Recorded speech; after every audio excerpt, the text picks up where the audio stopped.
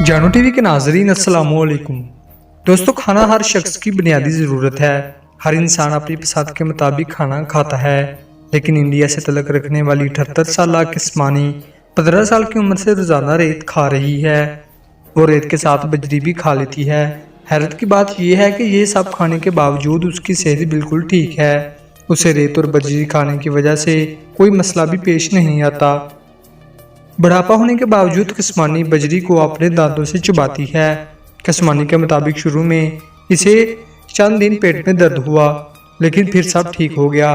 इसका कहना है कि रेत उसे ताकत देती है और अगर वो रेत को छोड़े तो उसकी तलब मजीद बढ़ जाती है। किस्मानी के मुताबिक मुख्तलिफ दवाइयाँ खाने के बावजूद वो रेत को नहीं छोड़ पा रही। दोस्तों, ये वाकई गैर मामूली है। कितनी नुकसानदार चीज़ खाने के बावजूद किस्मानी का मैदा इसे बर्दाश्त कर रहा है और किस्मानी को किसी किस्म का कोई नुकसान नहीं पहुंच रहा।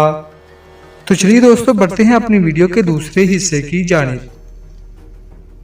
बैटरियां आज के जदीद दौर में भी बहुत सी चीज़ों में इस्तेमाल हो रही हैं, लेकिन ये बैटरियां एक महदूद वक्त के बाद काम करना छोड़ देती हैं, जिसकी वजह से इनको दोबारा चार्ज करना पड़ता है। लेकिन दोस्तों, दुनिया में एक ऐसी बैटरी भी है जो 176 सालों से बगैर चार्ज हुए चल रही है। यूनिवर्सिटी ऑफ ऑक्सफोर्ड में एक ऐसी घंटी है जो 180 साल से मुसलसल काम कर रही है और इस घंटी के साथ मुंसलिक बैटरी 180 साल से इस घंटी का साथ दे रही है। एक अंदाजे के मुताबिक ये अब तक 10 अरब मरतबा बच चुकी है। ये 1840 में लगाई गई सबसे ज्यादा पायदार बैटरी होने की वजह से इसका नाम Guinness book of world record में भी दर्ज है। ये बैटरी मुकम्मल तौर पर सील है। साइंसदान इस बैटरी को खोलकर चेक करना चाहते हैं कि इसके अंदर केमिकल्स की आखिर क्या तरतीब है, जिसकी वजह से इतने साल गुजरने के बावजूद ये बैटरी आज भी सही सलामत काम कर रही है।